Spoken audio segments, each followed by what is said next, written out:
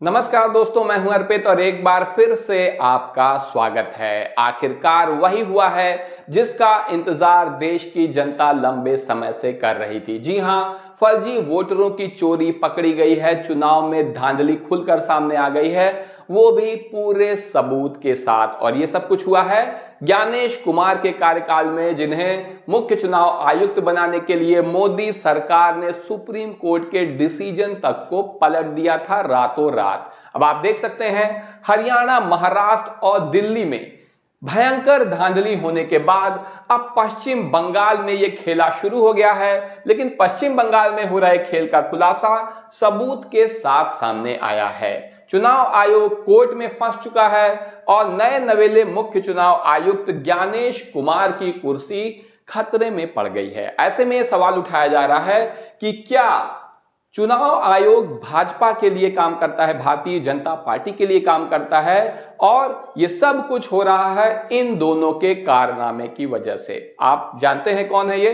Comment करके बताइए इनके बारे में आपकी राय क्या है। और हम आपको बता रहे हैं, आप देखिए, इंडिया टीवी की ये न्यूज है। अपने मन से कोई कुछ नहीं कह रहा है। सीईसी ज्ञानेश कुमार की ईमानदारी पर ममता ने उठाया सवाल। ममता बनर्जी पश्चिम बंगाल की मुख्यमंत्री हैं और उन्होंने ज्ञानेश कुमार की ये जो नियुक्ति की गई है मोदी सरकार के द्वारा मुख्य चुनाव आयुक्त के पद पर, इनकी ईमानदारी पर सीधे सीधे सवाल उठा दिया है कि देश का जो मुख्य चुनाव आयुक्त है वही ईमानदार नहीं है। ऐसे में शुवेंदु अधिकारी ने चुनाव आयोग को चिट्ठी लिखी है। शुवेंदु अधिकारी पश्चिम बंगाल में भाजपा के प्रमुख नेता हैं। तो आप देख सकते हैं ममता बनर्जी ने क्या कहा है। इन्होंने कहा है कि अगर जरूरत पड़ी तो चुनाव आयोग के दफ्तर के सामने धरना दूंगी।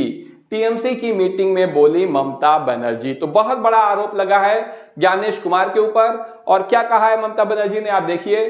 टीएमसी की बैठक में ममता बनर्जी ने आरोप लगाया कि दिल्ली, महाराष्ट्र में भाजपा ने हरियाणा, गुजरात से फर्जी मतदाताओं का नामांकन करके चुनाव जीता है। यानी किस तरीके से भाजपा दिल्ली जीती है और महाराष्ट्र जीती है, इसका खुलासा भी ममता बनर्जी ने किया है। वहीं जब तक निर्वाचन आयोग निष्पक्ष नहीं होगा, यह भी कह रही है कि जब तक निर्वाचन आयोग निष्पक्ष नहीं होगा तब तक स्वतंत्र एवं निष्पक्ष चुनाव नहीं हो सकते। उन्होंने कहा कि अगर जरूरत पड़ी तो मैं मतदाता सूची से फर्जी मतदाताओं को हटाने की मांग को लेकर चुनाव आयोग के सामने धरना दे सकती हूं। तो आप देखिए कि किस तरीके से चुनाव आयोग की साख को बट्टा लगा है, जिसे कभी एक निष्पक्ष और स्वतंत्र संस्था का के रूप में जाना जाता था। आप देखिए, ममता बनर्जी ने भाजपा पर बंगाल में वोटर लिस्ट में धांधली का आरोप लगाया है और कहा है कि फिर से खेला होगा। नेताजी इंडोर स्टेडियम में पार्टी की सांगठनिक बैठक को संबोधित करते हुए ममता बनर्जी ने कहा कि बंगाल की मतदाता सूची में गुजरात, पंजाब, हरियाणा व बिहार के लोगों के नाम शामिल कराए गए हैं। भाजपा 2 एजेंसियों को बंगाल लाकर ऑनलाइन यह धांधली कर रही है। इसमें कुछ इलेक्टोरल रजिस्ट्रेशन ऑफिसर, जो कि चुनाव आयोग के अधिकारी हैं, की भी मिली भगत है। सारा कुछ चुनाव आयोग की शह पर हो रहा है। बहुत बड़ा आरोप है ये।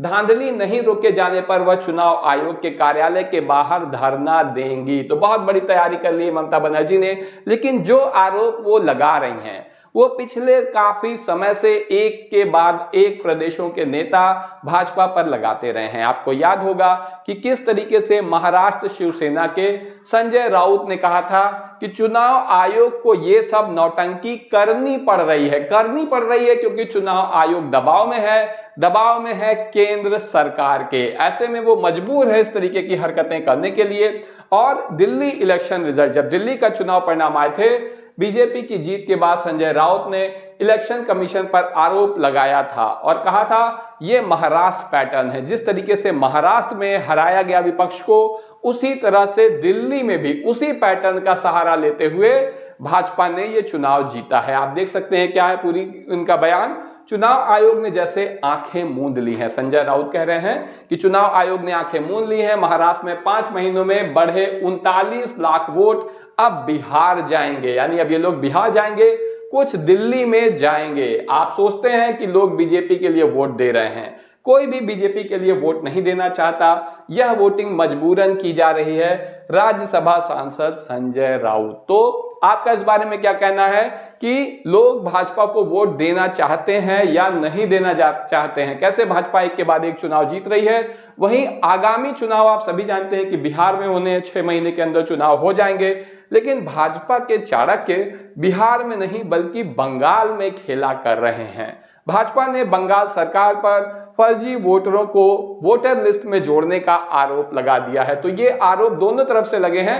भाजपा ने भी बंगाल सरकार पर यह आरोप लगाया है। वहीं ममता बनर्जी का दावा है कि भाजपा वाले ऑनलाइन संसाधनों के जरिए बाहरी लोगों को मतदाता सूची में शामिल कर रहे हैं। महाराष्ट्र और दिल्ली में भी ऐसा ही किया गया था, लेकिन बंगाल इसे बर्दाश्त नहीं करेगा।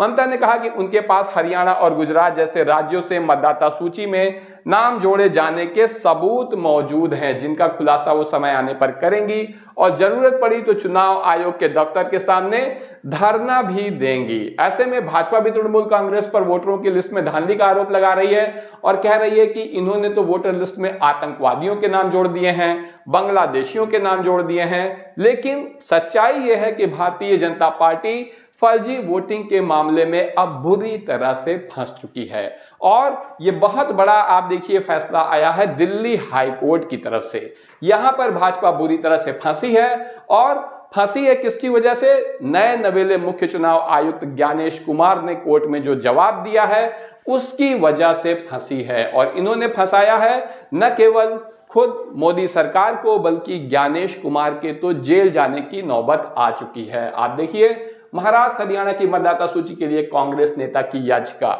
यहां पर रणदीप सुरजेवाला ने एक याचिका दायर की थी और इस पर 3 महीने के भीतर फैसला होगा, यानी 3 महीने के अंदर अंदर समय सीमा निर्धारित है, इस पर फैसला आ जाएगा। ईसीआई ने दिल्ली हाई कोर्ट से कहा, यानी इलेक्शन कमीशन ने खुद यह स्वीकार कर लिया है कि वो 3 महीने के भीतर सभी जरूरी दस्तावेज दे देगा। आप देखें चुनाव आयोग मतदाता सूची पर फैसला लेने के लिए 3 महीने क्यों मांग रहा है। रणदीप सुरजेवाला ने अपनी याचिका में महाराष्ट्र और हरियाणा की जो मतदाता सूची है उसको मांगा था और 3 महीने की मोहलत मांगी है ज्ञानेश कुमार ने। ऐसे में राजीव कुमार का क्या होगा ये देखने वाली बात है। आप खबर देखिए, दिल्ली हाई कोर्ट को मंगलवार को चुनाव आयोग यानी ईसीआई ने बताया कि वो 3 महीने में फैसला लेगा कि कांग्रेस सांसद रणदीप सुरजेवाला को मतदाता सूची देना है या नहीं। सुरजेवाला ने आयोग से 2009 से 2024 के बीच हरियाणा और महाराष्ट्र में हुए चुनाव की मतदाता सूची मांगी है। आयोग के पास यह मतदाता सूची हर समय तैयार रहती है, ये चुनाव आयोग का काम है, लेकिन इसके बावजूद आयोग बहाने बना रहा है। क्यों बहाने बना रहा है, कमेंट करके बताइए। हरियाणा और महाराष्ट्र की मतदाता सूचियों में गड़बड़ी की काफी शिकायतें चुनाव के दौरान आई थीं, लेकिन आयोग ने उन पर कोई ध्यान नहीं दिया। क्यों ध्यान नहीं दिया ये आप भी जानते हैं, बल्कि आप ही नहीं सब जानते हैं। फिर भी अब कौन इस बारे में क्या कहे, कमेंट करके बताइए आपकी जो भी राय हो।